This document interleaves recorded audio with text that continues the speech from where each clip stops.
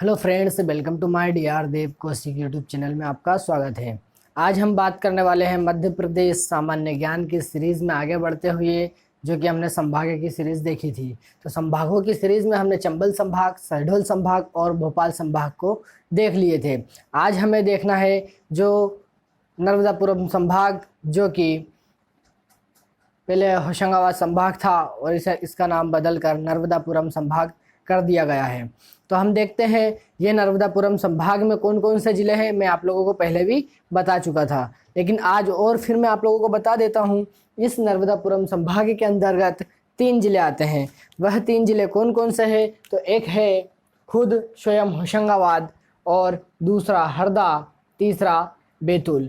तो मैंने आप लोगों को बताया था कि जब हम संभाग पढ़ेंगे और संभागों के अंतर्गत जो ज़िले पढ़ेंगे, उन ज़िलों के अंतर्गत जितने भी फैक्ट इम्पोर्टेंट होते हैं, उन सारे फैक्ट को हम देखेंगे। ठीक है, तो हम ज़्यादा समय ना गंवाएं और डायरेक्ट फैक्ट पर आते हैं कि हमारे होशंगाबाद ज़िले में, हरदा ज़िले में और बैतूल ज़िले में इम्पोर्टेंट चीज़ परीक्षा की दृष्टि से क्या महत्वपूर्ण रखती है।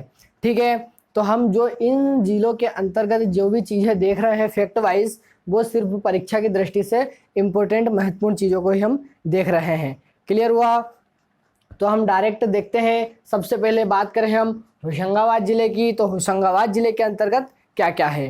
क्लियर? मैं आप लोगों को, आप लोग सोच रहे होंगे कि सर डायरेक्टली लिख कर फिर डायरेक्टली जो है कि हमें समझा रहे हैं, बता रहे हैं, ऐसा कोई भी कर सकता है। मेरा मेन मकसद यह है कि यदि मैं आप लोगों को इस स्क्रीन पर दिखाऊंगा, इस स्क्रीन पर लिखा हुआ जो आप लोग देखेंगे, तो आपको प्रॉपर तरीके से परफेक्ट याद रहेगा कि किस साइड में, उत्तर दिशा में, पूर्व दिशा में, पश्चिम दिशा में या दक्षिण दिशा में जो शब्द लिखा हुआ था इस स्क्रीन पर वही दिखेगा।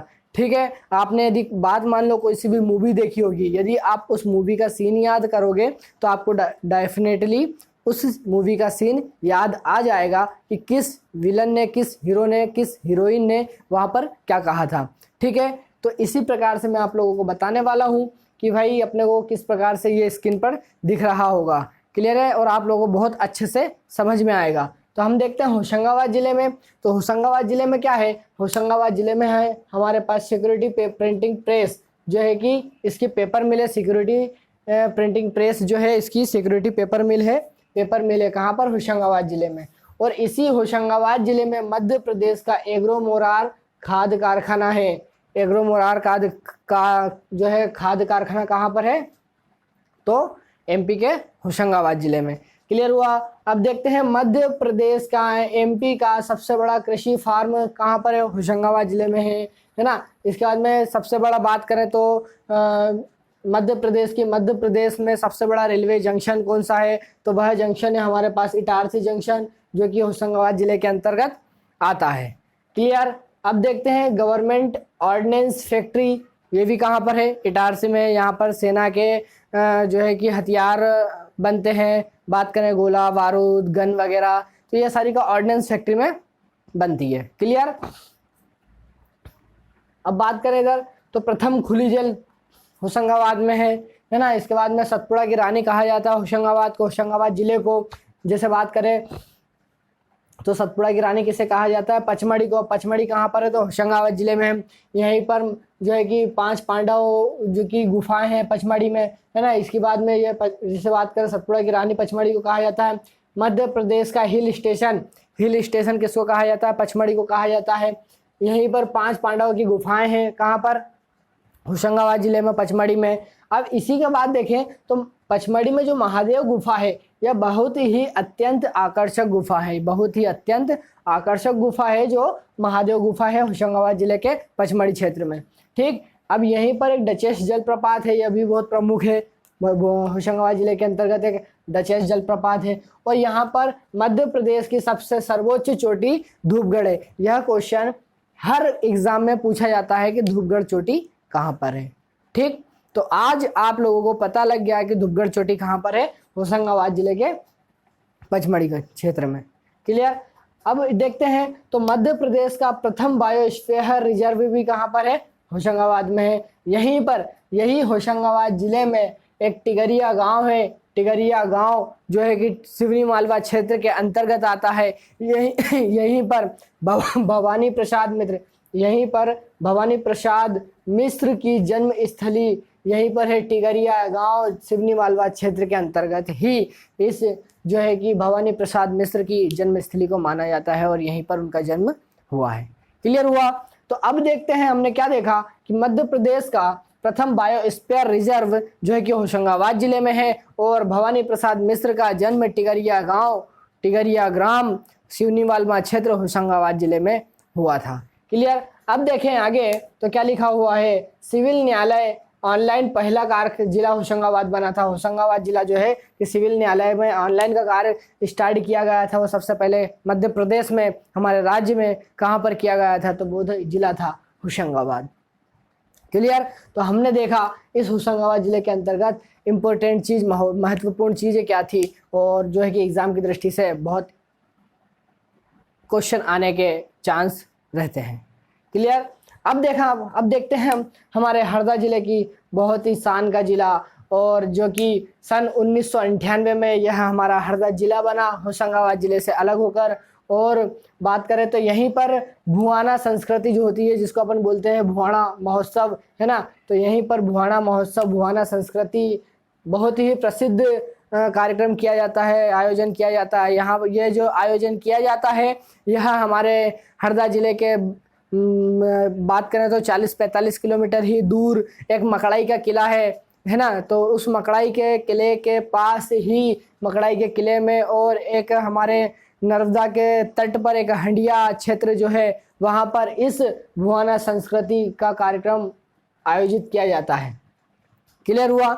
अब इस हरदा जिले में जब हमारा देश आज़ाद हुआ था 15 अगस्त 1947 को, तो हमारे देश में हर जगह ध्वज फहराया गया था। तो इसी प्रकार हमारे हरदा जिले में भी 15 अगस्त 1947 को श्री बैराठ जी ने हरदा के पुलिस स्टेशन, हरदा के जो पुलिस स्टेशन है वहाँ पर तिरंगा फहराया था।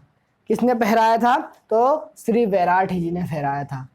ठीक है, ये आप लोग बहुत याद रखने वाली चीज़ है कि 15 अगस्त 1947 को हमारे पुलिस स्टेशन, हरदा के पुलिस स्टेशन पर श्री बैराठ जी ने तिरंगा फहराया था 15 अगस्त 1947 को।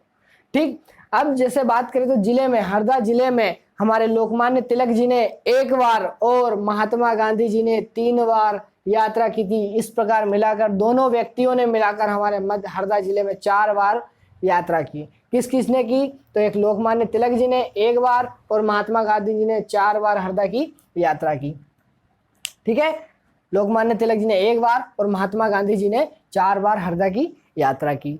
यह याद रखने की चीज है। क्लियर? अब बात करें पर्यटन स्थल की, तो हरदा जिले में पर्यटन स्थल कौन कौन से हैं? तो हरदा जिले में पर्यटन स्थल की बात करें तो रिद्धेश्वर मंदिर हंडिया में है। माँ नर्मदा के तट पर ही जो है कि रिद्धेश्वर मंदिर, रिद्धेश्वर महादेव भगवान विराजमान है और रिद्धेश्वर मंदिर कहाँ पर है? हंडिया में है। और यहीं पर एक नर्मदा घाट है। और बात करें तो यहीं पर एक चरवा मंदिर है। महाभारत का चक्रव्यूह भी हंडिया में बहुत प्रसिद्ध चक्रव्यूह है। क्लियर? तो इस प्रकार देखा हमने हरदा जिला। ठीक, अब हरदा जिले की बात करें अपन ने होशंगाबाद जिला, हरदा होशंगाबाद जिला देखा, हरदा जिला देखा। अब बात करते हैं हम बैतूल जिले की। आखिर बैतूल जिला ऐसा किस लिए प्रसिद्ध है? ठीक है, तो बैतूल जिले में गंजन सिंह कोरकू नाम के व्यक्ति ने घोड़ा डोंगरी सत्याग्रह का नेतृत्व किया था। गंजन सिंह कोरकू ने घोड़ा डोंगरी जल सत्याग्रह का नेतृत्व किया था।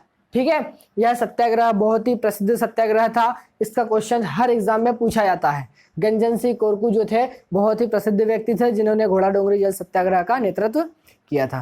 क्लियर? अब बात करें जैसे पांडर, बैतूल में एक ही पांडर क्षेत्र का एक एरिया है, वहाँ पर क्या है? मिशन कैंसर हॉस्पिटल है। यहाँ मिशन कैंसर हॉस्पिटल कहाँ पर है? तो बात करते हैं, क्वेश्चन आता है कि भाई मिशन कैंसर हॉस्पिटल कहाँ पर है, तो बात कर सकते हैं अपन पांडर बैतूल क्षेत्र में, बैतूल जिले में। क्लियर हुआ? अब देखें तो यहीं पर बांस की सबसे बड़ी मंडी कहाँ पर लगती है? तो बैतूल क्षेत्र में लगती है। अपन ने देखा है कि भाई बैतूल इलाका बहुत ही जो है कि बांस वाला क्षेत्र है, सागौन वाला क्षेत्र है, पहाड़ी क्षेत्र है और पहाड़ी क्षेत्रों में ज़्यादा बांस लगते हैं। क्लियर हुआ? अब बात करें तो यहीं पर बैतूल जिले में पशु बाजार के लिए, पशु बाजार भी सबसे ज़्यादा, पशु बाजार का जो मेला लगता है वही बैतूल क्षेत्र में लगता है ना। और यहीं बैतूल जिले में सारणी ताप विद्युत केंद्र भी यहीं पर है। तो क्वेश्चन आता है कि सारणी ताप विद्युत केंद्र कहाँ पर है, तो हमारा आंसर होगा बैतूल जिले में होगा। ठीक है, अब इसी बैतूल जिले में जो है कि 3 गुफाएं बहुत प्रसिद्ध है। वह गुफा कौन कौन सी है, तो एक महादेव गुफा और एक है कौन सी, पार्वती गुफा। एक है कौन सी, महादेव गुफा, और एक कौन सी है, पार्वती गुफा। ठीक, अब एक गुफा और कौन सी है वो ही मैं आप लोगों को बता देता हूं। वह जो गुफा है गायकोंडा गुफा। कौन सी है,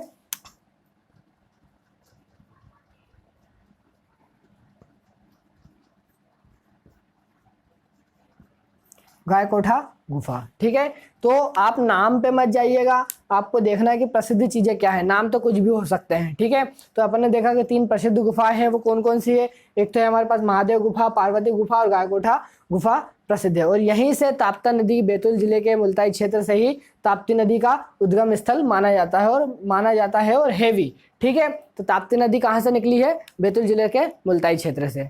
ठीक है, अब बात करें तो यहीं पर प्रदेश की संतरा मंडी भी यहीं पर है बैतूल जिले में, जो है कि हमारे राज्य की प्रदेश की संतरा मंडी कहाँ पर है, तो बैतूल जिले में है। ठीक, अब बात करें आगे तो महिला एवं बाल विकास प्रशिक्षण केंद्र जो है वो कहाँ पर है, बैतूल जिले में। यह भी फैक्ट वाइज क्वेश्चन आता है कि भैया महिला एवं बाल विकास प्रशिक्षण केंद्र कहाँ पर है, तो कहाँ पर है, हमारा बैतूल जिले में है। यह हुआ। अब यहीं पर जो है कि बैतूल जिले के अंतर्गत ही एक आमला क्षेत्र है। इस आमला क्षेत्र में वायुसेना की सैनिक छावनी है। यहीं पर आमला क्षेत्र में वायुसेना की सैनिक छावनी रखी। ठीक है, तो इस प्रकार से जो अपन ने 7 छावनी देखी। अब बैतूल जिले के अंतर्गत ही HMT जो है कि घड़ी की बहुत ही सबसे पुरानी कंपनी मानी जाती है। ठीक है, तो इस पुरानी कंपनी HMT कंपनी की घड़ी बनाने का कारखाना भी कहाँ, बैतूल जिले में है, परंतु अब इसे बंद कर दिया गया है। इसे क्या कर दिया गया है, बंद कर दिया गया है। लेकिन क्वेश्चन में आता है कि भाई HMT घड़ी बनाने का कारखाना कहाँ पर है, तो बैतूल जिले में है। क्लियर हुआ। तो इस प्रकार हमने देखा अभी नर्मदापुरम संभाग के अंतर्गत कौन कौन से जिले थे, होशंगाबाद जिला, हरदा जिला और बैतूल जिला। ये आप लोगों को बहुत ही अच्छे तरीके से क्लियर हुआ होगा।